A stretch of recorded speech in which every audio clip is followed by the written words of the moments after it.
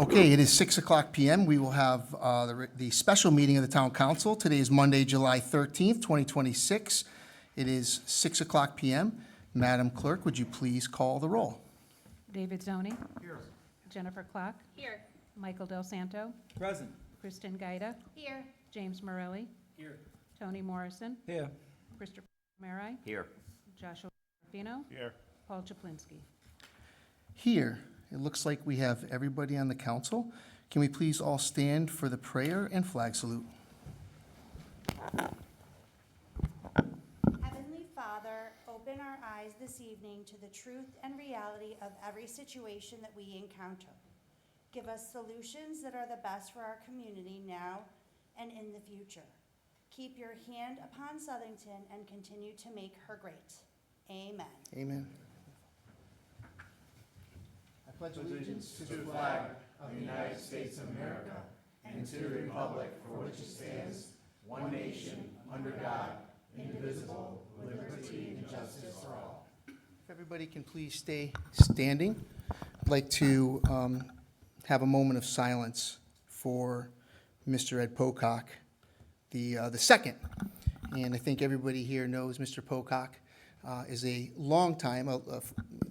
lifetime resident of Southington and a longtime servant to our community, serving both as a police officer for about 37 years, obtaining the rank of lieutenant in our community here on the Southington Police Department. After his retirement, he served many years, recently, I believe, since 2010, on the Board of Finance. Prior to that, he was on the Library Board, Planning and Zoning, and he served in many different capacities. He was an ardent supporter of the Calendar House and the Dial-A-Ride program, where a lot of people knew Mr. Pocock and talked with him every single day and had the opportunity to share pleasantries with him. He's going to be sorely missed. He's one of those leaders in our community that stood on principles and always had principles in mind. And we send our deepest condolences to his family, who also have given a lot to the community, and also his friends. So if we can please have a moment of silence.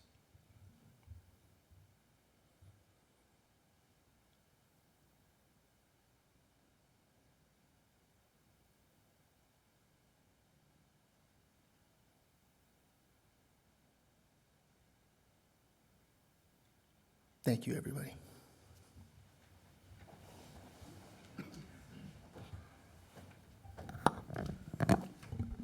Okay, we're moving into item number 2A. Board of Finance, one member. We're looking for an appointment. Board of Finance, one member, 2-year term, expiring November 2027. Mr. Chair, I would like to appoint Robert Britton. Robert Britton is a seasoned financial service executive with more than 25 years of banking and leadership experience, primarily in retail banking, commercial relationship management, sales leadership, and community and government banking. He currently serves as Senior Vice President and Senior Commercial Relationship Manager for Connecticut Government Banking at M&T Bank, where he focuses on developing banking relationships with municipal and state government organizations. During his market leadership tenure, Robert is credited with fostering a strong business development culture, achieving top customer experience scores, maintaining low operational risk metrics, and developing high-performing teams. Mr. Britton has a background in education as Bachelor of Science from UConn and an MBA in Finance and International Business from University of Harvard. This person is highly qualified for this position, something I personally feel is extremely important for every candidate serving on our Board of Finance. Okay, we have a motion for Mr. Britton. I'd like to second the nomination. We have a second from Tony.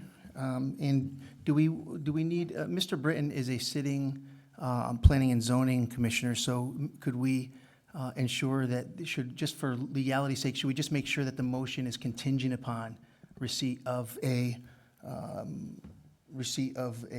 letter of him resigning from the Planning and Zoning Commission? I'll change my motion to be contingent on a letter of resignation from Planning and Zoning. And I'll second that. Okay, is that okay? I have that letter. Oh, okay. Contingent on him being appointed. Okay, so you have, I'll give it to the clerk. okay, His way. sounds great. A little lofty thinking there. Okay, so who's got, we've heard from the vice chair on the motion. Did you have anything further that you wanted to say? Nope. Okay, any other discussion? Okay, the motion is for Rob Britton. Any further discussion? Okay, hearing none. Madam Clerk, call the roll, please. David Zoni, Yes.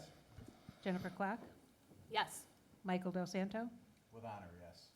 Kristen Gaida, Yes. James Morelli, Yes. Tony Morrison, Yes. Christopher Palmieri, Yes. Joshua Serafino, Yes. Paul Chaplinsky. Yes, the motion passes unanimously. Congratulations. Why don't you come on up here, Rob? We're going to have the clerk swear you in and have you sign some paperwork because you're going to be part of the executive session. You can hand your letter in. Tell us about statute 36-48C. Yeah, why don't you come on this side? Speak into the microphone so it's caught on the mic, please. Yes. We won't. He's going to turn it over.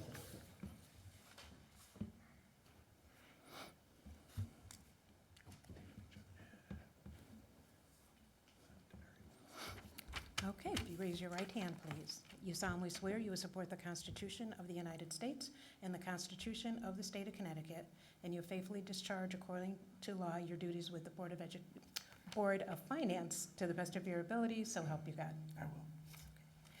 All right, just need you to initial, because that's your financial disclosure, and you're switching it in. And then you're signing right here for being sworn in. Congratulations. He's official. Congrats. Okay, so that means for the town manager, there'll be an appointment on the Planning and Zoning, Commission to appoint Mr. Britton, a backfill for Mr. Britton, correct? Correct. Excellent. Okay, we are going to, if everybody will allow me, we're going to move into we're going to ask for a motion to move into executive session with Board of Finance members, and it's regarding pending litigation, Connecticut General Statutes 1-206B. It includes, it looks like we have John Leary here, Joe Lebenick, and Rob Britton, newly sworn in Rob Britton. The Board of Finance member Katie Wade was here, and she just left 5 minutes ago, so I don't think she's, wants to be in the executive session. I'm not sure if she's going to come back or not. She's not coming back? Okay. And we received a late call a few minutes ago from Mr. Salerno of the Board of Finance, who I guess is not going to attend. Is that correct? Mr. Bedoin will not be here. Salerno, Mr. Will Salerno. not be here, but I will say, I was going to ask that the Board of Finance call their roll and start their meeting as well, since they do have a special meeting, but since they don't, they can just attend as a non-meeting for them, and we'll. What's a quorum for your board? Is it 3 or is it 4? It's 4. It's 4. So you don't have a quorum. They can, But they can still call a meeting, right? It's just they can't take action. they can come to the meeting, it's been noticed, but there won't be any minutes. Okay, Dinner. They didn't bring dinner. excellent. There is no planned, as a result of this, I don't think there's I'll any make that planned Board of motion, Mr. Finance. Chair, to go into executive session barring press in the public, and including the sitting Board of Finance members and our attorneys. And excluding the town clerk. And Excluding the town clerk and shut the videos off. Mr. Morelli, you're staying or going? You're staying this time? Okay. All right. So The town manager could stay, I the guess. town manager's staying, yes. Okay, and we have the 2 attorneys here who are going to join us. Do we need to put the attorneys' names into the record, Alex? Attorney Thomas Gerard and Lydia Mickles. Okay. So we have the motion from Mr. Del Santo, Second? second to go into executive session. Discussion on that? Okay, hearing none. Any, check, check? Okay. Okay, we are now coming into regular session of our special meeting of the Town Council, Monday, July 13th, 2026. The time is 7:41, and just for the record, Mr. Morelli left executive session at 6:09, and executive session ended at 7:36. 7:36. So we are now back 7:42. Okay, we are moving on to item, oh yeah, we still have 2 members missing. We're going to just hold for a minute. Sorry, it was a long bio break. I gave one. Comfort. I had an MRI. Do you have anything written on here that I can? So wait a second, this is 4. Council person is 5, Actually, the town attorney's, 6. Oh, do we have to call in? yeah, he's. I disconnected the phone. Oh. You might He want to said- use. He said he just got disconnected, yeah. 7 is town manager's report, that's 8. Oh, we have water now. Town manager's report 7, this is 8, that's 9, that's 10, and that's 11. Cable advisory. Okay, this came up here. Thanks, Jen.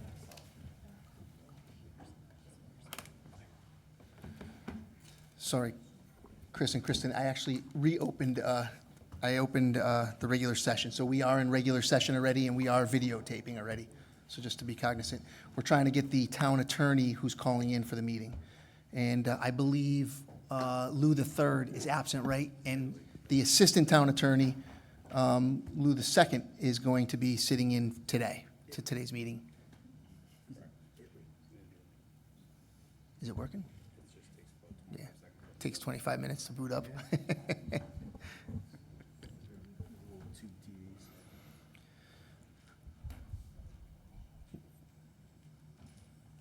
Once we get the phone system going, we'll get our meeting started.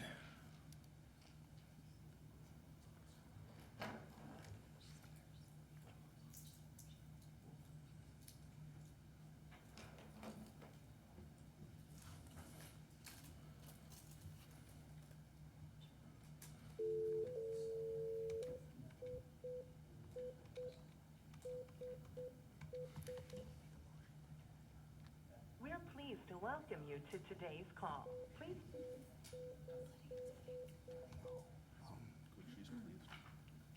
enter your host PIN and press the pound. The conference will begin when the next party joins.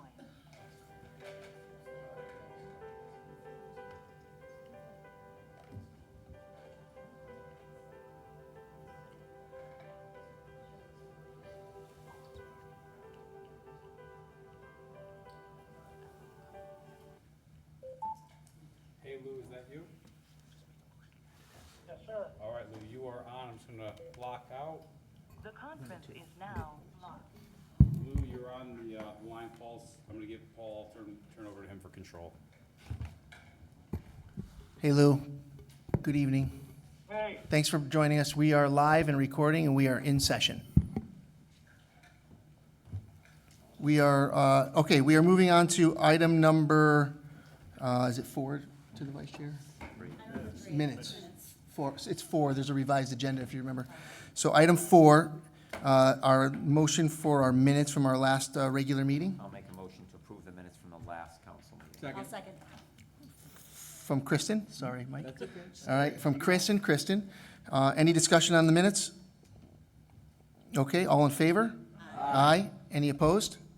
Okay, motion passes unanimously. Item number 5, councilperson communications, yes to the vice chair. Okay, I have a few. I would like to add a motion to the agenda for an open space appointment. Can I make a motion to add that to 10C2? Motion to add open space appointment from the Board of Finance. Second. Seconded, and that, I believe, is it, any discussion on that?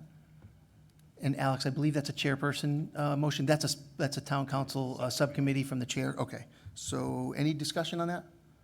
Okay. All in favor to add the agenda item 10C2? Aye. Any opposed? Okay, thanks. Jen? Okay, thank you. Few things. Okay, so on June 23rd, I, as well as Councilman Serafino, attended the celebration of life for Technical Sergeant Donald Arthur Dorman at the AquaTurf Club following his burial with full military honors here in Southington.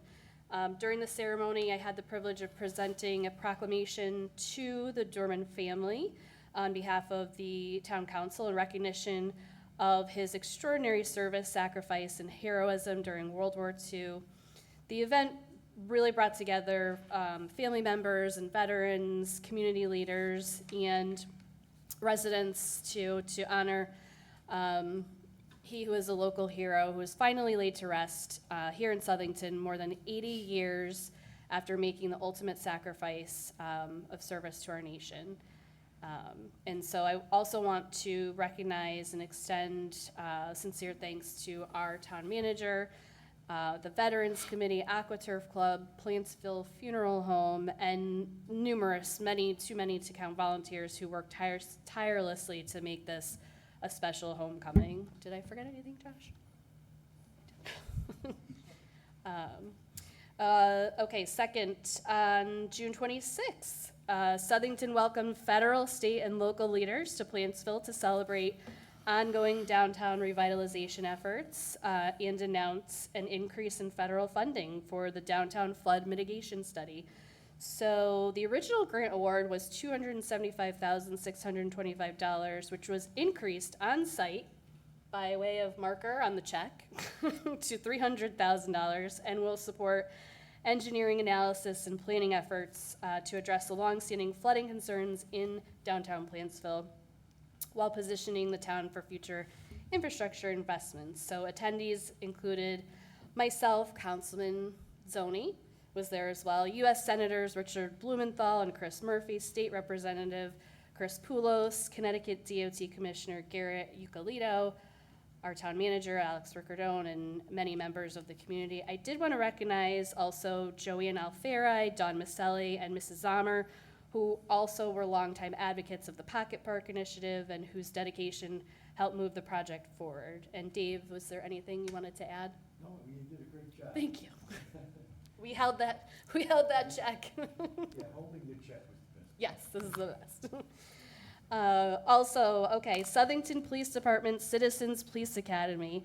The Southington Police Department recently graduated the first class of its inaugural Citizens Police Academy, a 10-week-long program designed to strengthen relationships between our residents and law enforcement. So participants were provided a behind-the-scenes look at police operations, including the patrol services, criminal investigations, the canine unit, drone unit, hostage negotiation team, dispatch operations, and several partner agencies. The program also included hands-on learning experiences that provided our residents with a greater understanding of the challenges and responsibilities associated with modern policing and just what our SPD is up against on a daily basis. And the academy was coordinated by Officer Jude Medina and reflects the department's ongoing commitment to transparency, community engagement, and most importantly, building trust within our community. It was an outstanding effort by Officer Medina, Captain Armack, Chief Daly, and really the entire Southington Police Department team. I just want to thank them for their leadership and support. I think that this is a really important initiative, and I look forward to seeing future classes and continue with the success. That's all I have. Thank you. Anybody else? Can I go? Yes, Kristen. So July 4th, as you all know, we had that terrible, terrible storm here. I just want to say thank you to Public Works, thank you to our fire and police and town officials for their strong response in helping with the cleanup. It was a pretty precarious night with a lot of calls for service, so we appreciate all that they do. That's it. Echoed by the full council. Thank you, Kristen. Dave? I'd just like to take this opportunity to remind everybody that on July 24th, we'll be celebrating our annual Italian-American Festival on Center Street. Hope everybody can attend. It'll be good food, good entertainment, great time for everybody, whether you're Italian or not. 3 days, right? It starts on the 24th? July 24th, 25th, and 26th. Lower Center Street. Lower Center Street. Thank you. All right. Anybody else? Councilperson Communications. Chris? Yes, a couple. I want to say 3 or 4 meetings ago, I had given an update after talking to the town manager on Berlin Street, just because a lot of residents have reached out about that. So Alex forwarded an email to the full council from the water superintendent, because that was a water department project, outlining, just to share with the public, that that project has now been moved back, and tentatively it will be completed Berlin Street and Lacey Lane by Friday, July 31st. And the reason it was given is the patchwork required by the Connecticut DOT was slow going. So I don't know if there's any other update related to that aside from what you sent to us? No? Okay. So again, just to update our residents and make sure they're aware, hopefully by the end of the month. And just for clarification, that is not final paving. That's Right, only right. for the construction work and temporary patchwork. Right, and I explained that at that last meeting, Yes. but that's just patchwork. Next year, Good summer of patchwork. 2027 will be the final paving. Thanks. Thank you for that. Yep. Second, in March of this year, 2026, kratom was classified as a Schedule I controlled substance. However, some of our smoke and vape shops still are advertising kratom. I'd like to ask our police department to tell them to remove those. Should have been removed within how many days, Alex, of the adoption at the state level? July 1st. Okay, so if we could, again, I'm just concerned that that's still being advertised, and it is a Schedule I controlled substance, according to the state of Connecticut. The last item, I just wanted to again, get clarification.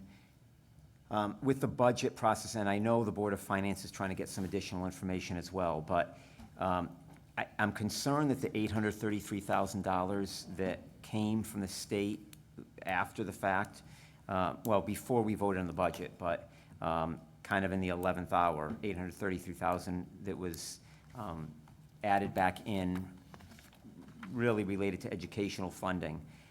I'm concerned, I know the Board of Finance is talking about this, that it's not accounted for in the mill rate. So I'm trying to understand how that happened and how are we gonna make up that $833,000 if it's not factored in when we calculated the mill rate for our residents? So I don't know through the town manager if, To the town manager. Great question. So I want to go back to the budget vote, because I think there's a little bit of miscommunication and possibly some misunderstanding on the 833 or the 834.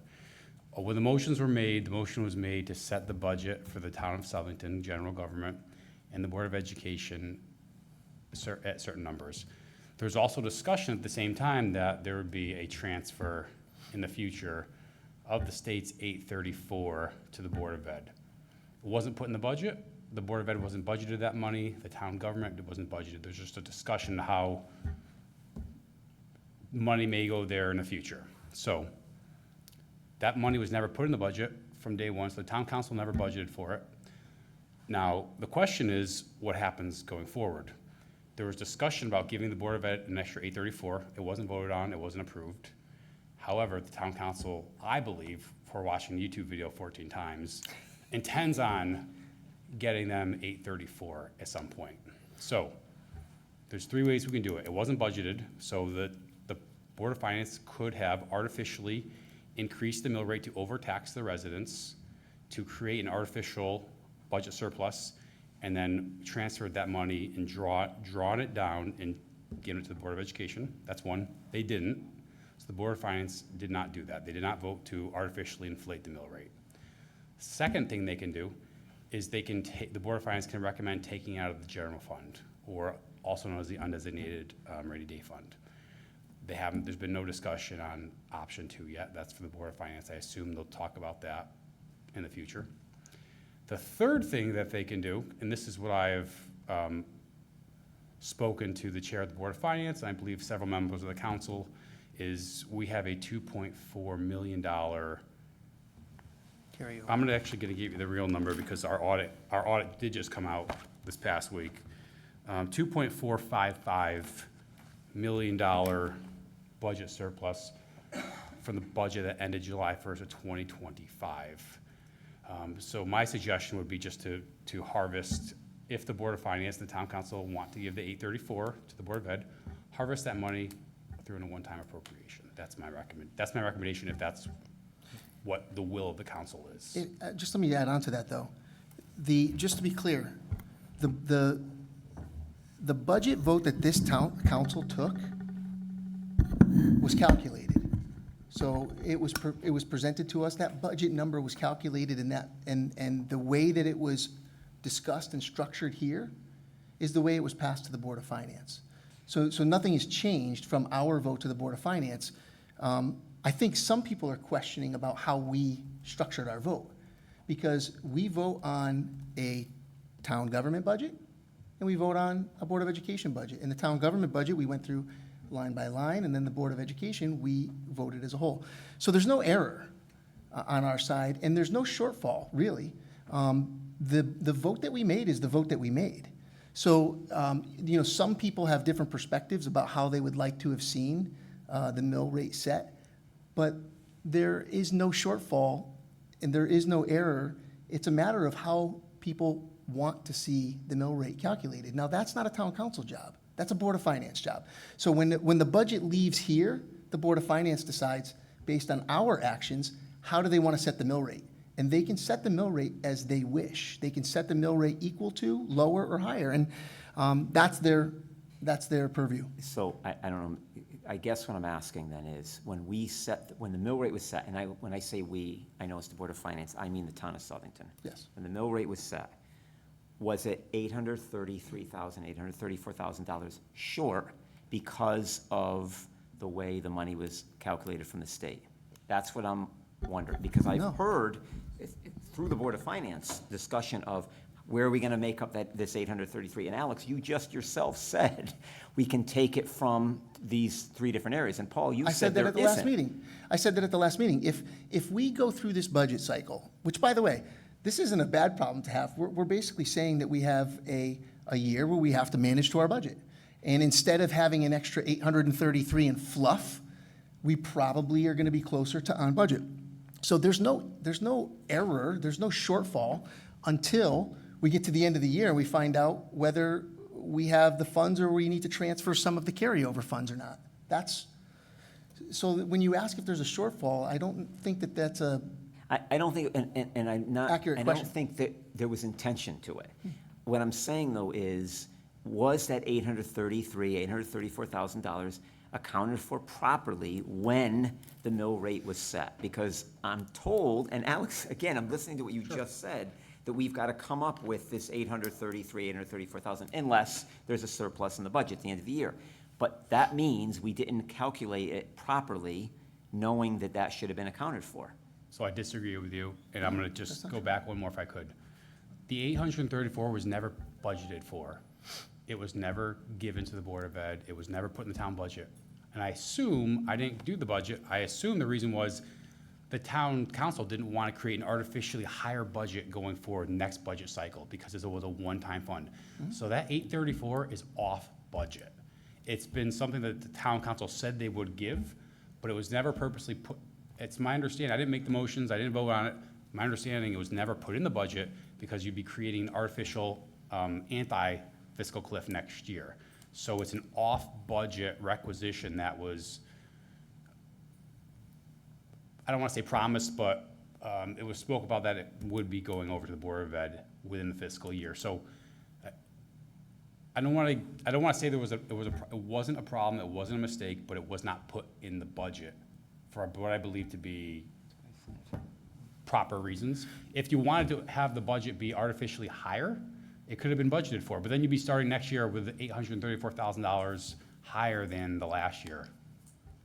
you could, like, for an example, we could have artificially budgeted for 834 more that maybe we Correct. didn't need, but then next year we'd be starting with that artificially higher base budget, and so that's what's saying, what the town manager's saying, so. I guess there's more, the Board of Finance is still reviewing it. I don't think they've come to a conclusion with this yet, correct? They haven't, and their budget didn't Okay. include the 834, so the town council just made a statement that 834 extra would be going over at some point, but it was never put in the budget. So that night you voted, it was not put in the budget. That's my point. So there's no guarantee the Board of Ed's gonna get that money. It was never voted for. But here's the thing, Chris, it is a done issue. The Board of Finance is the one who sets the mill rate. They do the calculations. If the Board of Finance, so for example, we all got a spreadsheet. All of us got a spreadsheet, and the Board of Finance got a spreadsheet a few days before the Board of Finance set the mill rate. That spreadsheet was a calculation that the finance director did and gave to the Board of Finance. If the Board of Finance didn't like the way it was calculated, they could have taken action at their meeting, but they didn't, which is not a problem, by the way. It's not an issue. It's the way the mill rate was calculated. So There may be a disagreement amongst the Board of Finance members about how the mill rate's calculated, but it doesn't mean that there's an error, and it doesn't mean we're gonna be short. It doesn't mean we're not gonna be short. It's gonna mean that we're gonna have to manage our budget like we do every single year, and if we have a surplus, we have a surplus. If we don't, then we figure out how to make reductions throughout the year and manage to our budget like we always do. Mr. Chair, if I may? Please. I will say that the Board of Finance, there was discussion about raising the mill rate. The chairman actually brought up, should we raise Yes. it a little bit for a cushion, for unexpected, other issues, receivables? That was voted down 5-0, unanimous vote to not raise the mill rate. So there was a discussion of raising the mill rate. Dave, you were gonna say something, go ahead.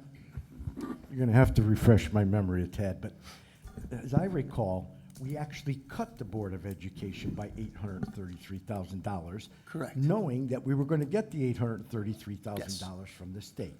But we didn't, it wasn't shown that way when the Board of Finance got the paperwork to set the mill rate, when they saw the budget written out. The $833 was already taken out of the Board of Education budget. And as you know, next year, by state statute, you can't lower what the Board of Education got the previous year. So they're going in short $833,000. Whether we'll get it later, of course, it'll find its way to the Board of Ed, but that wasn't the problem. They calculated the mill rate on a number that was $833,000 short. And that's the Board of Finance's job. That's their job. Our job at this town council was to decide what the budget was for the town government and what it was for the Board of Education. We all sat here and we voted to reduce the Board of Education, the 833, and we said in discussion, so we lowered the budget, and we said in discussion that the 833 would go over through an appropriation process that the Board of Finance controls later on. They have full control over it. So if the Board of Education makes a recommendation to the Board of Finance, like they do every single year for funds, the Board of Finance has an opportunity to take a decision on that, just like they had an opportunity to take a decision on the mill rate. But that's not, Chris, it's not it's really a Board of Finance matter. But procedurally, Paul, the Board of Finance, after the council votes on it, we're the last vote except for setting the mill rate. The Board of Finance can't reverse what the council decides. You're saying they could have done that at that. I don't think they could have. Yes. They only have a decision at that point of what to set for the mill rate. Correct, and I said last time, if you're talking about the 833,000, you're talking about 0.2 or 0.3 mils. It's a small number. So at that time, if the Board of Finance, when they set the mill rate, felt as though the revenues were low, the Board of Finance could have set the mill rate, instead of setting the mill rate at 23 point, what's the number? 23 points, they could have set it 0.2 mils higher.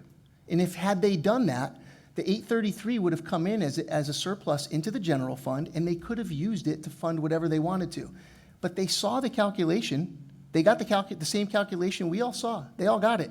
It's a public document. And they could have looked at the calculations. I mean, our budget books are here. Simple math. It's literally addition and subtraction. They could have looked at the numbers and they could have said, oh, I want to have an extra 800,000, but they decided not to. And that's, I'm not saying that's an error or it's not an error, it's just the decision they made. So that it's not a council decision for us to continue on here. I don't know. I view it as the buck stops here, not pointing the finger at the Board of Finance. And again, to me, the Board of Finance is, their job at that point is to set the mill rate. That's it. But like I said, I know they're getting more information, so the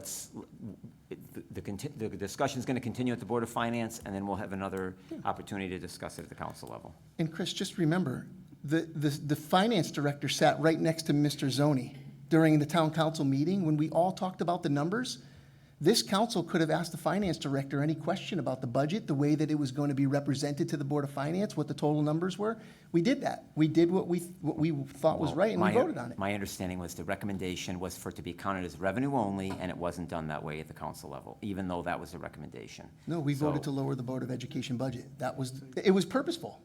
Tony, go Yeah, ahead, sorry. sorry, just a point of information, what Dave said, I think it's important, which is, if the 833 had been added as revenue to that budget for next year, okay, what would have happened, the following year? The following year, the 833 would disappear, because the money that was attached to that was provided by the state, which goes away. It was a one-year thing.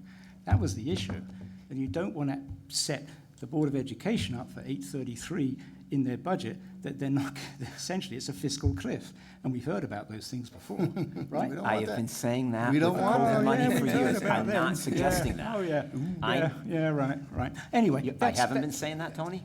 Oh, yes, you have. Oh, okay. And sometimes you were wrong. But Dave, Maybe you were the wrong, point, Tony. Oh, no, not me. But Dave, the point is that they would have had that 833, they would have dropped off the cliff. There's money they didn't have in their The budget. Board of Ed That's the budget issue. was already cut by 1.6 million from the Board of Finance. And then we cut it So another it was down 833. to a lower level. Right. We chose to cut it even more. Correct. by the Well, no, we 833, voted to knowing cut the that increase. 833 would We come voted to back. cut the increase, which was rather a lot. All right, as I said, I'll let it go because I know it's continuing at the Board of Finance. We obviously are going to agree to disagree, but we'll see what information comes up from that review. Thanks, Chris. I think we're still in public communications, right? Council. Council communications. Did you have anything else beyond that one? No. All right. No. Save the best for last. Oh, All right. just- Go ahead, Tony. I got a quick one, very quick one, which is I went along to the Music on the Green for the America 250 thing with John Cougar Mellencamp band. It was real good, but that's what I wanted to say was I was interested to see that the town had organised an event for their own employees to watch the music on the town green. And it's my understanding they're going to have more events like that to give more of a good feeling, you know, for the town workers. And so I just wanted to point that out. It's a great thing to do, and I hope to see more of that. Okay. Thank you, Tony. That was a wonderful event. Anybody else? Councilperson Communications, Jim. Yes. Thank you, Paul. You're welcome. As Paul had stated earlier, last Wednesday, July 2nd, the town said goodbye to a lifelong dedicated servant, Edward J. Polcock Jr. And I, as an attendee at this funeral, need to say that it was so gratifying for me to see the outpour of support for Ed's last ride. I'd personally like to thank the following: the Sullyton Fire Department for the flag drops and attendance showing solidarity to a great man, the Sullyton Police Honor Guard for standing watch over Ed at attention for hours, to all other Sullyton Police Department members present and past that took the time to show respect and honor to their brother, a solid honor from the motorcycle police from Cromwell, Waterbury, Wallingford, Cheshire, and Southington. Ed had a permanent smile when he was a motorcycle cop, and seeing the escort brought memories and tears to my eyes. I'm sure that I missed some, as the funeral was for a lifetime volunteer to the town that Ed was so passionately loved. My heartfelt thanks to everyone who came. In closing, I was asked to echo these same remarks on behalf of the family. They were humbled and in awe of the efforts to bring Ed Polcock Jr. to his final resting place. They appreciate all the love, prayers, and huge show of support for his family. Sincerest thanks and appreciation from the Polcocks. Thank you, Jim. Mr. Pocock will certainly be missed. Any other comments? Okay, hearing none, we will move on to item number 6, report of special committees. Item A, EMS. The Kristen. EMS committee met on Thursday, June 25th, and we looked at the call volume. During January through May of 2026, the review period, there was a total of 2,852 medical calls, compared to 2,913 medical calls during the same review period in calendar year 2025, representing a slight decrease in the overall call volume. The committee noted that fluctuations in call volume are typical and by themselves do not indicate a trend, as demand for emergency medical services is inherently variable. During January through May 2026, the review period, there were a total of 136 overloads, with fire department assisting on 74 of those overloads. When comparing overloads to total call volume, the average overload percentage for this review period was 4.73%. For the same review period in calendar year 2025, there was a total of 146 overloads, with fire department assisting on approximately 64 of those. The overload percentage compared to the total call volume was 4.9. Overall, the data reflects a slight decrease in both total overloads and overload percentages during the January through May 2026 review period when compared to the same timeframe in 2025. Response time compliances, this is something that the committee looks at. AMR met or exceeded the 90% response time compliance standard for January through May. The average compliance percentages for this period are priority 1 was met at 90.54%, and priority 2 is 96.98. The EMS committee remains committed to ongoing oversight and collaboration with all stakeholders to ensure the continued delivery of consistent quality EMS services to the community. We do have ongoing work. The EMS contract development remains in progress. Our continued analysis of call volume patterns to align with staffing with peak demand, and the ongoing monitoring of response time performance and compliance. That's it. Thank you. Any questions on EMS? Okay, hearing none, moving on to item B, America 250. We have Pastor Triano here, former council chairwoman Victoria Triano is going to give us a wonderful update. We had a lot of activity celebrating America's Independence Day, 250th. Yeah. So good to see everybody. Great to see you. And, it's good to be here tonight. June and July, especially June, was very active. And July is getting active. Right now, for the rest of the month of July, we're partnering with our platinum sponsor, which is Hartford Healthcare. And they are doing tomorrow, we are opening up the new Bradley Memorial Campus for the hospital. And so everybody's invited. It starts at 3:30, I believe. Some folks are 3 o'clock, and everybody's welcome to come. There's going to be a lot of giveaways, and America 250 will be well represented. And the following day, it's National Hot Dog Day, and the Orchards of Southington is providing hot dogs for anybody who wants to come out at 11:30 to 1:30.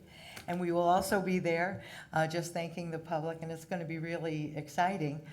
We have a couple of other things going on that are still in the hoppers for July. We may very well be helping the Women's Auxiliary for their drive-in. We've offered, we're waiting to hear. But there are many things that are coming up very quickly. And then, of course, we use August to kind of prepare for Apple Harvest Festival, and we'll certainly be a part of Apple Harvest Festival. And so things are moving along and well received. It's just so great to be in Southington, and no matter what party we are, no matter our affiliation, people are coming up and enjoying themselves, and that's really what we wanted to do.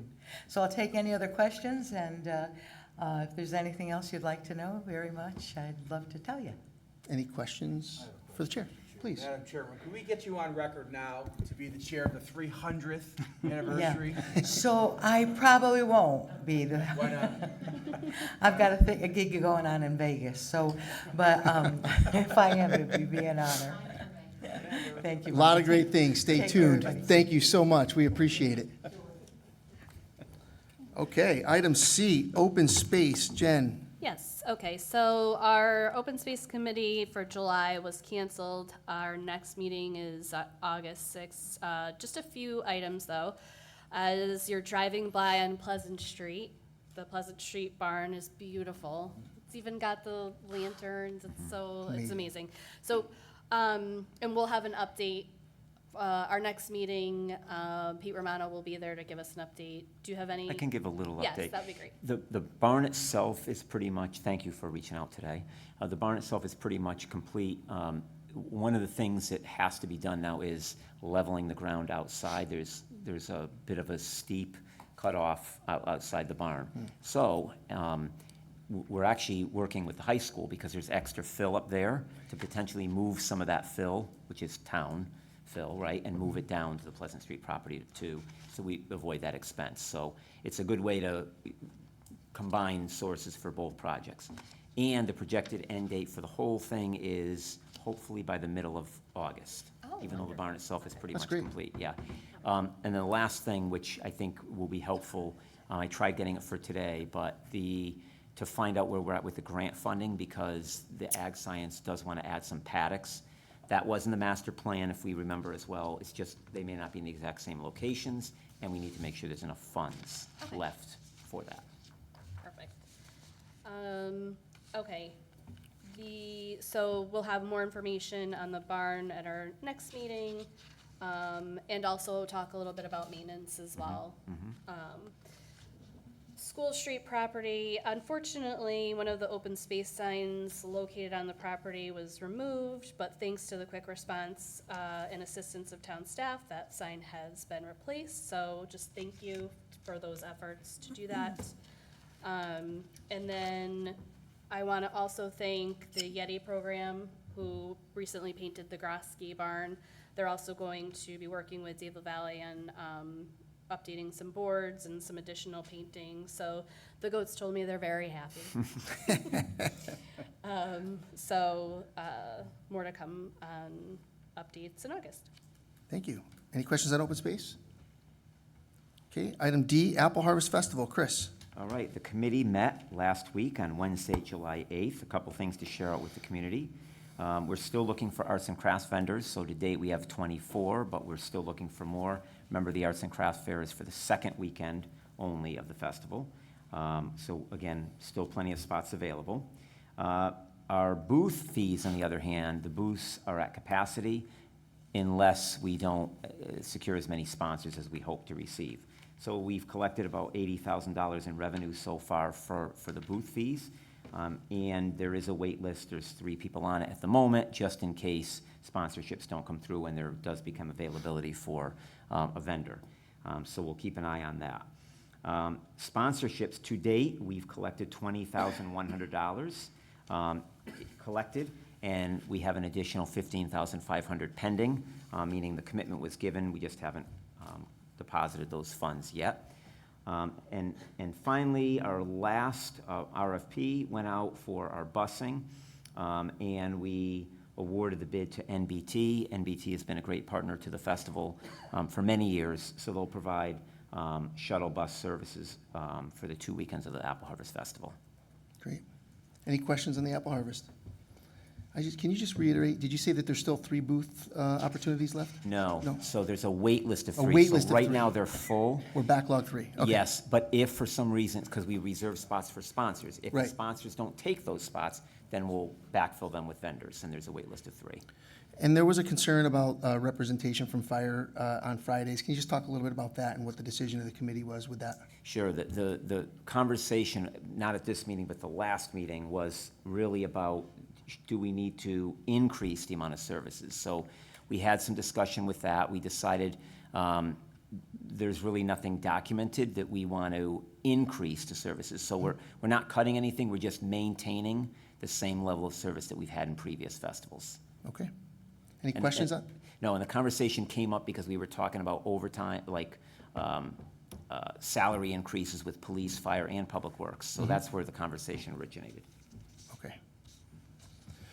Okay, any other questions on that? Okay, hearing none. Item E, sewer. Tony? Yeah, thanks. Yeah, quickly, just 2 or 3 things. This is the first meeting, it was the first meeting of FY '27. So we had a presentation for the finance director, Chrissy Marino, about our finances to kick off the year. What it sort of showed was, over the last 8 years, we've invested our reserves heavily in proactive maintenance and infrastructure projects designed to add efficiencies to the sewer plant and its network of pipes and pump stations.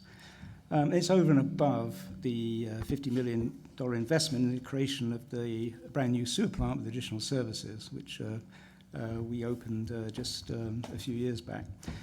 So the reserves at the beginning of those 8 years were like 13 million. They're now about 7.1 million. And most of that was spent on those kind of projects.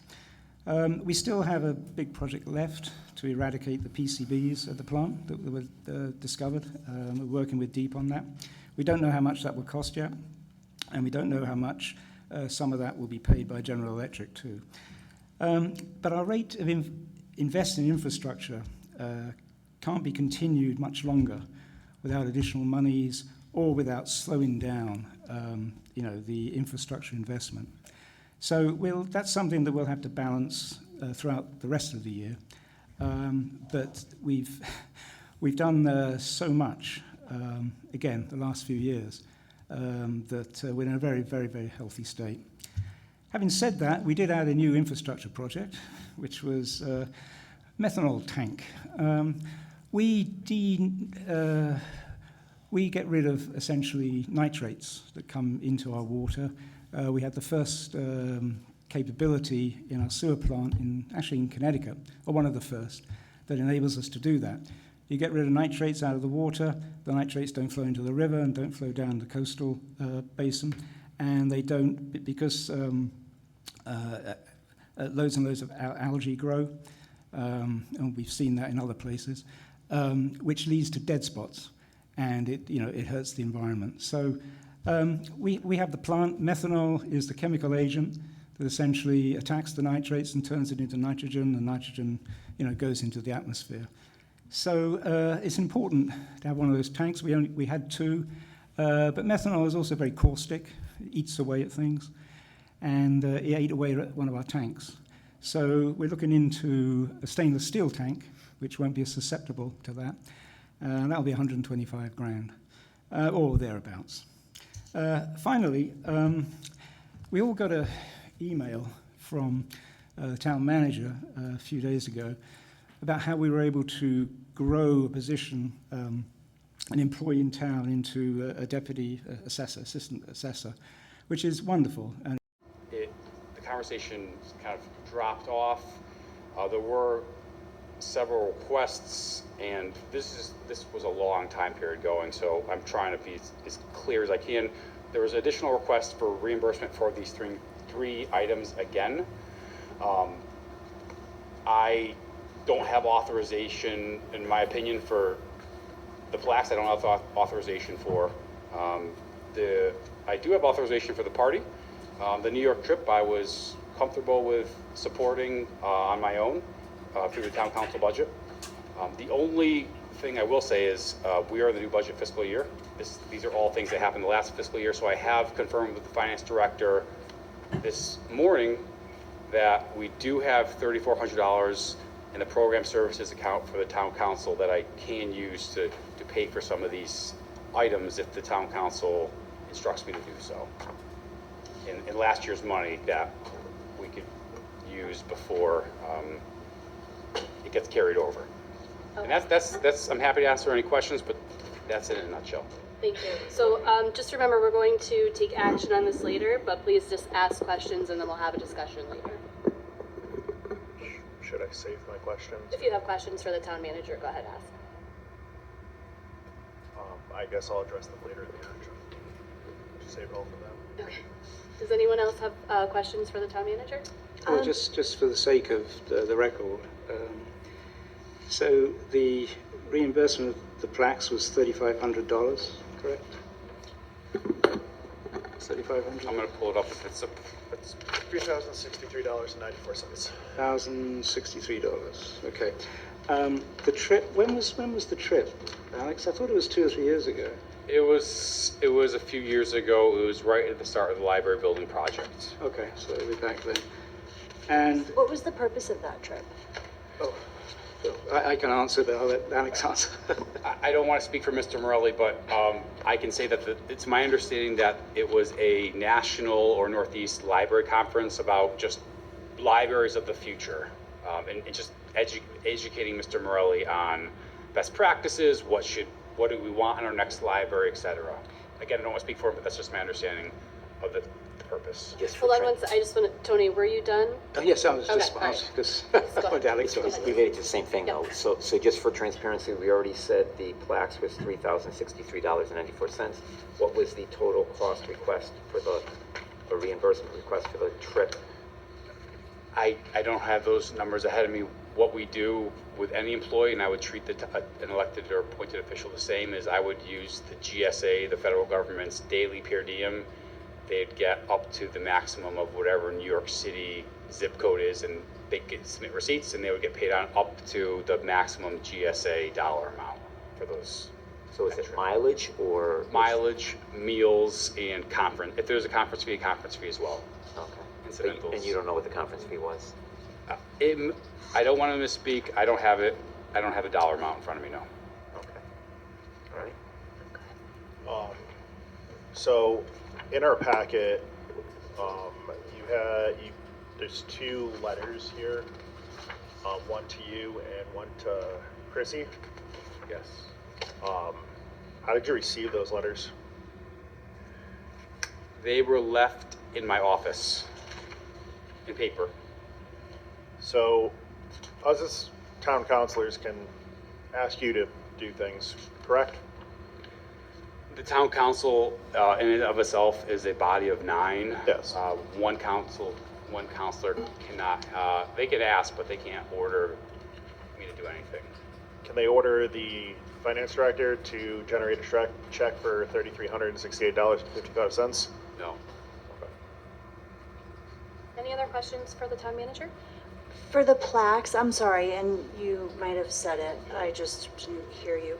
What was the plaques for? They were for people who were participating on the library committee?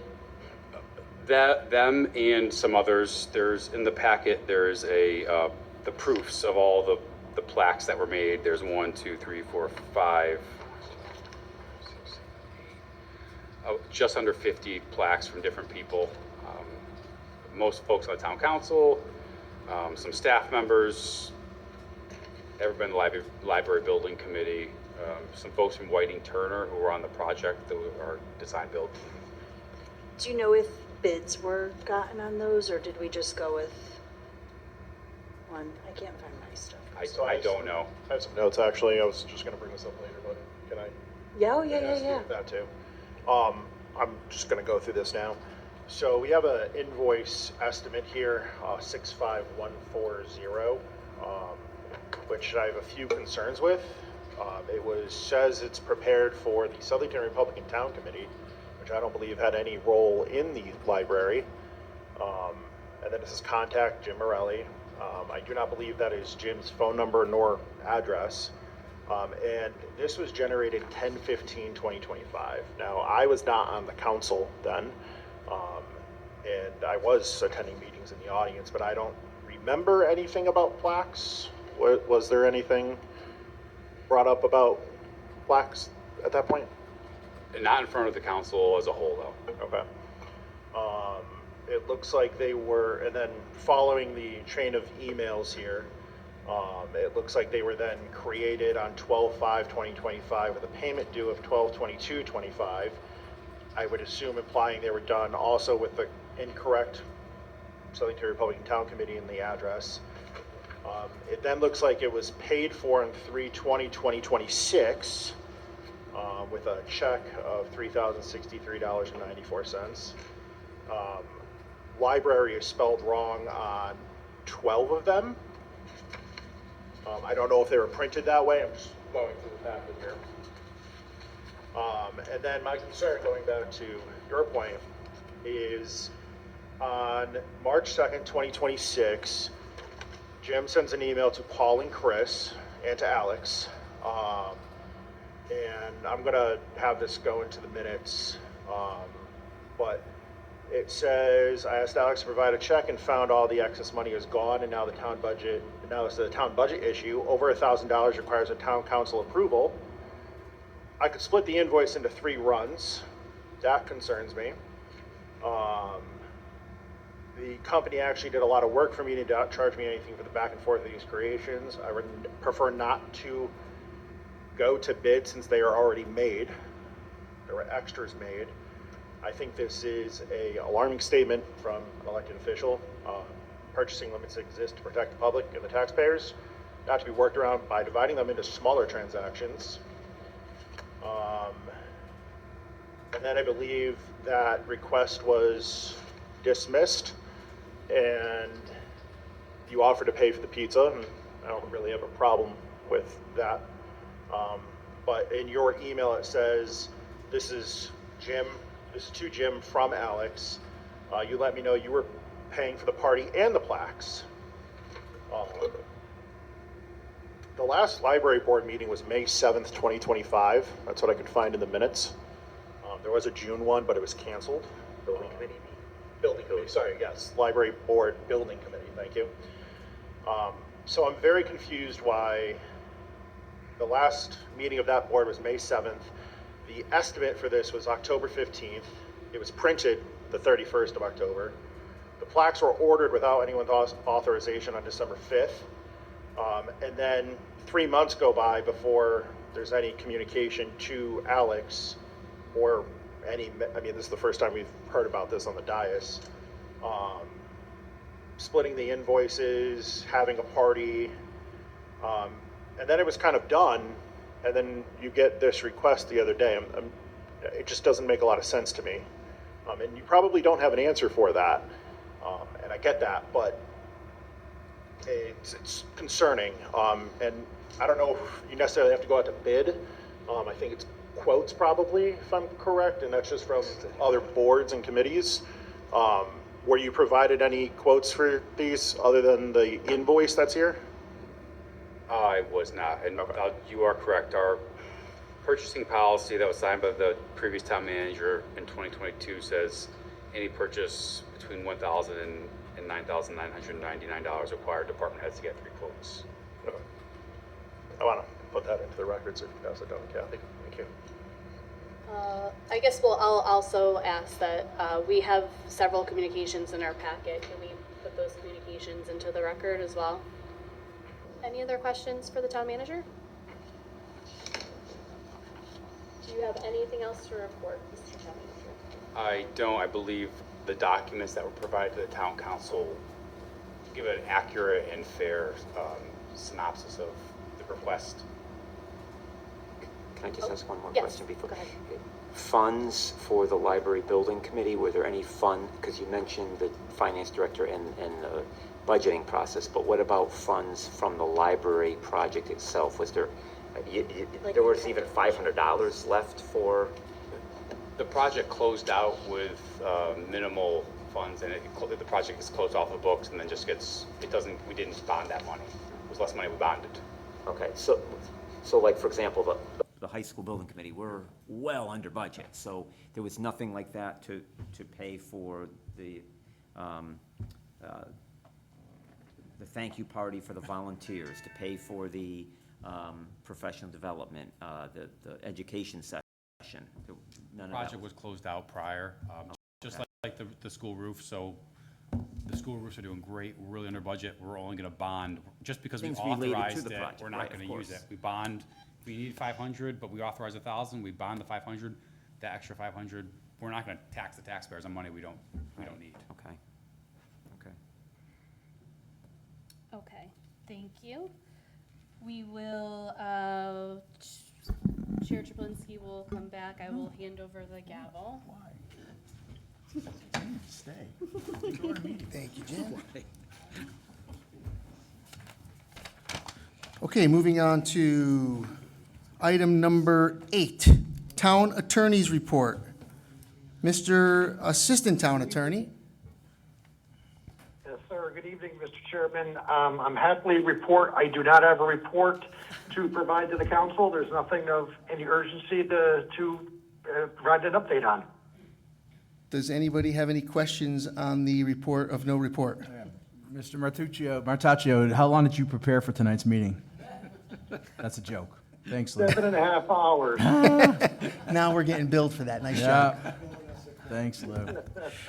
Okay. We're going to move on to item number 8, public communications. If there's any member of the public who would like to speak, come on up. Please state your name and address for the record. Hi, my name is Brian Teskey. I'm at 362 Mill Street. Right up Mr. there. Teskey. I'd like to continue on my conversation about the 12 firemen. I FOIA requested the incidents that the fire department reported to for the last 12 months to try to see what's justifying $2 million for 12 more firemen. And I gotta be honest with you, I really don't see it here. You may be thinking, who is this guy? Well, I'm a Six Sigma Black Belt, Danaher trained, Toyota Japanese trained. I know how to run projects. I know how to run capital appropriations. I worked for Danaher for over 20 years. I have some knowledge in the industry. And, yeah, the yearly total looks like there were 550 false alarms that we responded to. There were 505 rescue EMS incidents, which I now have a FOIA request in for. I was wondering what the contract is with AMR. I'm wondering why the fire department's reporting the EMS stuff. I asked for their contract. I asked for any call reports that they supply the town with, which I'm sure they do because we pay them. So there's 1,000 calls right there that I'm not quite sure that we really do anything that warrants 12 firemen. Hazardous responses, there were 235. Not quite sure what those are. Service calls of 155. There were actually 79 fires in the 12 months that I looked at. Good intent, I'm not sure what good intents are, but there were 25 of those. False alarms clearly, false call clearly led the pack. With 550, the rescue and the EMS, which I thought we paid people to do EMS. I'm not quite sure why we're double paying for that. I know they're looking for $2 million for these 12 firemen, and I just don't understand how he's justifying it. I don't see it in these numbers. I'll be back again as soon as I get the EMS numbers to try to understand why our fire department has responded to EMS stuff. I mean, if it's in conjunction with an accident, okay, I get it. But if it's like somebody had a heart attack at their house or something happened at the house, I'm not quite sure why we would send any more than EMS. I just don't understand it. So I will be back to add to this when I get the EMS stuff. On a side note, Councilman Palmer, if you could give my wife a call about whether you guys want the free Culligan water at the road race. Oh, Did that word get to you? yes, thanks. I So- didn't know, make the connection.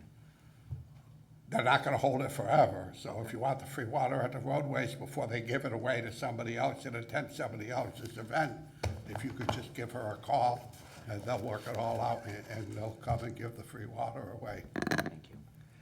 Thank you for your time. And Mr. Teske, also, once a month, there is a fire commission meeting, too, that you may be able to attend and actually ask some of those detailed questions and get some of the answers there, too, as well. Happy to come back and hear what the outcome of your If I go there, will investigation they is. answer some of my questions for me? Oh, the chairman of the fire commission sitting right here in the room with the white hat in the back, you can ask him, I'm sure he'd be happy to help get some of the information that you're requesting. I have no problem doing that. Sounds good. Thanks. Thank you. Free water? Good to see you. To him? Or- Anybody else would like to speak during public communications?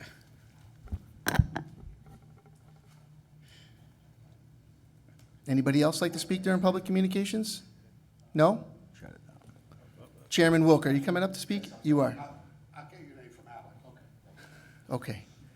Chairman of the Fire Commission, Tim Wilk. Please state your name and address for the record. Of course, thank you.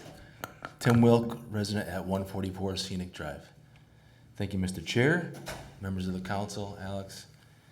I'm in front of you today. I wanted to bring to your attention that we had another firefighter step down, and I'm concerned about the trend. We obviously took a deep dive on this at the last meeting, and I thought it was very well articulated, the need for the firefighters, but it's not enough to keep them in-house here. In fact, this firefighter has taken a $30,000 pay cut, and may come as no surprise to you, but he cited safety concerns. Additionally,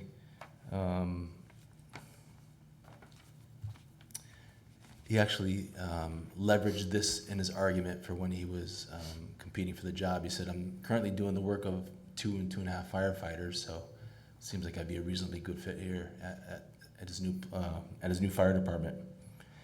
Also mentioned that there are many other limitations at his new employer. It wasn't any more specific other than there are specific things in the contract flexibility in the contract, the pay, which I already mentioned. But so I bring this to your attention because this is now the second one. You might remember we had a captain step down a while back, a very experienced firefighter. So we lost all that capability. And by all accounts, in fact, from 3 of this firefighter's superiors, they said separately to me that he was generally regarded as one of the best firefighters and a fantastic paramedic. This firefighter told me himself that he agonized over the decision 7 times. He tried to write his letter of resignation and just couldn't do it. He loved the department that much, loved the work environment, save for the safety concerns, but it kind of speaks for itself. I'm concerned that this trend is only going to grow and we're going to continue to lose good, experienced firefighters. So I say these things to keep them fresh in head, building on the conversation and the presentation that we had at the last meeting. So I'm hoping this is the last time, but thank you for your time. Thank you, Chair Wilk. Anybody else from the public who would like to speak during public communications? Anybody else for public communications? Jen, did you want to use it? Okay. Public communications is closed. Got it. All right, we're going to move on to item number 10, old business. I will once again turn it over to the vice chair and step down. Madam Vice Chair, if I may, I just want to correct myself. I spoke with Mr. Morelli.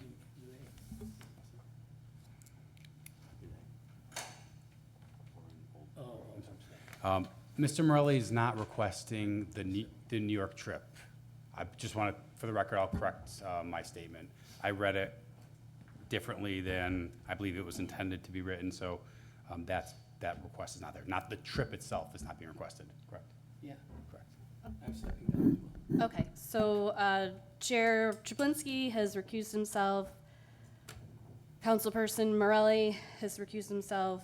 Town manager has made a correction. So this is, we're looking for an action on James Morelli request for reimbursement of plaques and library thank you party. So we will, what is the pleasure of the council? And then we will have a discussion. Yes, Chris. Can I suggest we separate these 2 items? I think they are 2 different. Just by the conversations from the town manager, they are really distinct topics to discuss. Is that okay? Okay, so I'll make a motion to separate the request, and now it's only 2, so the plaques, and then separate the thank you party for the volunteers. Okay, so we have I'll a make that motion. To Okay, separate those 2. and, I'll second that. okay, a second, okay. We'll go into discussion. Oh, do we need a motion for each one? Yeah. Okay. Okay. Can I make a motion to approve the thank you party for the Well, we library? have to, don't we have to vote on the motion to separate? Yeah. Okay. We have a motion to separate the 2 topics. We have a second. Discussion around that? Yes, we're going to have a discussion on that. Is there any discussion on that? Well, I don't see it's necessary because both, you know, as councillors, we have to be shown to be following procedures, you know, and not just town procedures by the book, but how you fairly, you know, put things through, okay? And neither of these were, and I think they're both the same problem. The library party is, you know, Alex said he told him, Councillor Morelli told him that he was going to pay for that. He was going to pay for the food there, and then he changed his mind. That's, you know, no, I don't think we should approve that. And obviously the reimbursement of the plaques, there were so many things wrong with that. You know, obviously town policies were, you know, were ignored. But the fact of putting paperwork in that has no resemblance to reality as justification for payment, you know, really worries me. As councillors, we should be against people using their situation, their You know, the fact they're elected official, or, you know, we should be against them using it to try and get around, you know, regular council procedures. Okay? Hopefully, we don't do it with our developers and anybody else who's asking us to do things. You know, we don't do that. We ask people to act, you know, in accordance with them, and we treat them as such. We don't make exceptions for anybody. And the town manager had an email to us recently where someone tried to do that. Okay, it wasn't, obviously, we're not an elected official, you know, but it was somebody in town. Once you start doing this, then, you know, then I'm sorry, it's not a council that I would like to be part of, to be perfectly honest. So I don't think they should be separated, because I'm going to vote no on both anyway, but go ahead. So the reason I said to separate them is, Tony, exactly for the reason you said. The town manager said he did approve the thank you party. He said he could take it out of his own budget, and there was a discussion before it occurred. Conversely, you're right, these were not approved prior, and wasn't a discussion. So that's why I'm saying to separate them, because they are different. One followed, Alex, correct me if I'm wrong, did you not say that the conversation was had before the thank you party? You said you attended, you said you could spend the money yourself to authorize it yourself. Did I miss that? No, I fully authorized, under my own authority, the pizzas for the party. Okay, so that was authorized, Tony. That's why I said we should be talking about them separately, because one was authorized, one was not. So I just want to read something from the town manager to Jim. I offered to have the town pay for the food at the appreciation pizza party. It's an email that we all received. You let me know you plan on paying for the party and the plaques. If a councillor tells you that, no, we don't want payment, and then more than a year later asks for payment, you don't think there's anything wrong with that? You don't think that's outside of normal town procedures? I do, but I mean, if others don't, then that's fine. again, I'm just asking. I know. Was there a conversation that you, Alex, said that you have money to thank the volunteers that volunteered their time for the project for that party? That's correct. It was. I did prior authorize it, and then before the money was spent. Before the money was spent. Okay. Yes. Thank you. Okay. Anyone else on discussion on separation? So I agree with Tony's sentiment, but I also agree with Chris's. I know that's a conflict there, but Alex said he was going to pay for the pizza. I'm okay in supporting that. I'm certainly not okay in supporting the plaques. Any more discussion on separation? I just have one before we call a vote. Okay, so you, sorry, Mr. Town Manager, you and Jim just talked, and he said that he was not submitting the New York City trip. However, I thought we had an email, and in the email, it was requesting that reimbursement. The email had suggested. The way I read it, it was, because it said, and I am volunteering my time, but Mr. Morelli has clarified to me that the entire trip, he's donating time and expense. Okay. My understanding was that he had wanted the reimbursement, but okay. Okay. Ms. Town Clerk, will you please call the roll? Zoni, Yes. Clock, No. Del Santo, Abstain. Gaida, Yes. Morrison, No. Palmieri, Yes. Serafino, Yes. All right. Motion passes 4-2. Hold on. 4-1. Okay. So we now need a motion to, we're looking for action to either approve or deny each the plaques and the pizza. can I now make a motion to approve the pizza party for the volunteers? Yes. Is there a second? Second. Okay.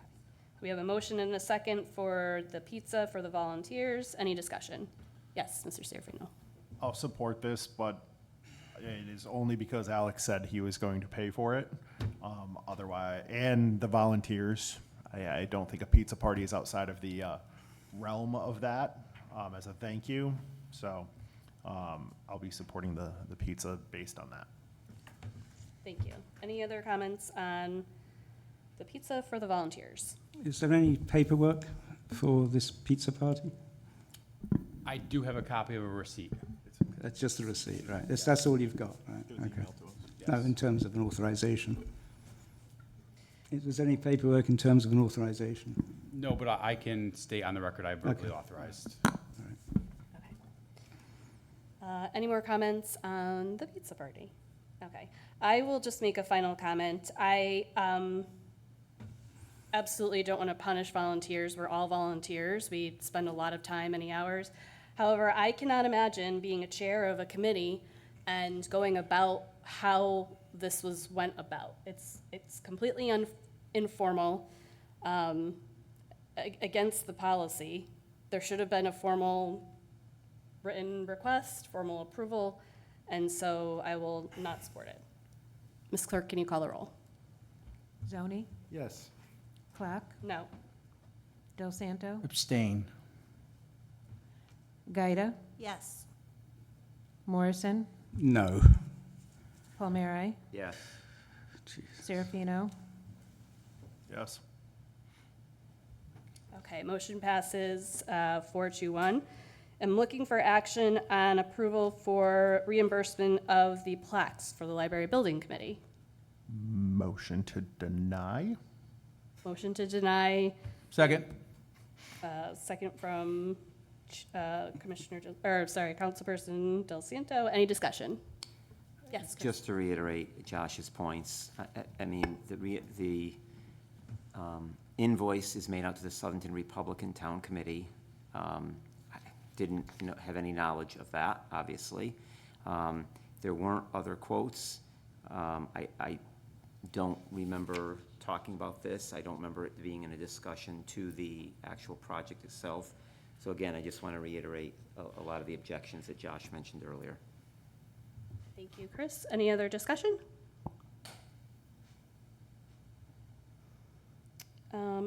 We didn't talk about one thing. There's a check, you had mentioned there's a check mentioned Yeah. that there was payment. Did we ever get a copy of that check? It just says, so in the packet, I did not see that, and it was just listed on the invoice, that was dated, the 12/5 number. Okay.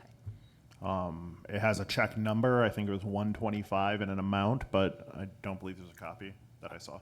I don't have one. I can triple check, but it's my understanding no check's been presented. Okay. So we're being asked to reimburse money to Councilperson Morelli, correct? That's correct. Okay. And we don't actually know if we have no record of actually payment to the vendor. We don't have a paper documentation trail, correct? Okay, thank you. Any other discussion on this topic? Okay, so it's a motion to deny, which means a vote yes is to deny it, and a vote no is to support it. Ms. Clerk, can you call the roll? Zoni, Yes. Clock, Yes. Del Santo, Abstain. Gaida, That's you. I know. Yes. Morrison, Yes. Palmieri, Yes. Serafino, Yes. Motion passes 6-1. 601. 601, sorry, thank you. Okay. Ooh. Chair Chaplinsky will take back the gavel. Thank you, Madam Vice Chair, and to the clerk. Everything that we have in our packet to prepare for today's meeting, can you please make sure it's in the meeting minutes? The entire packet? The entire packet. Thank you. Okay. We are going to move on to item number,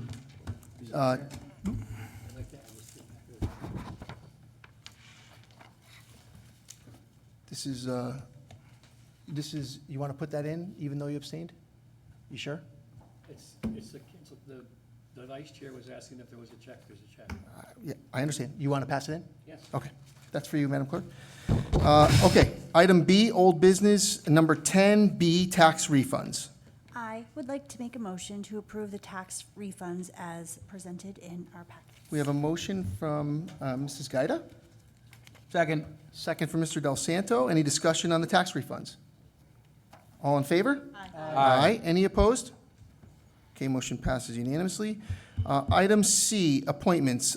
Cable Advisory Committee, 4 members, 2-year term expiring July 2028. I think we're looking for a motion to reappoint everybody to that board. Can I table one of our 2 appointments? Sure.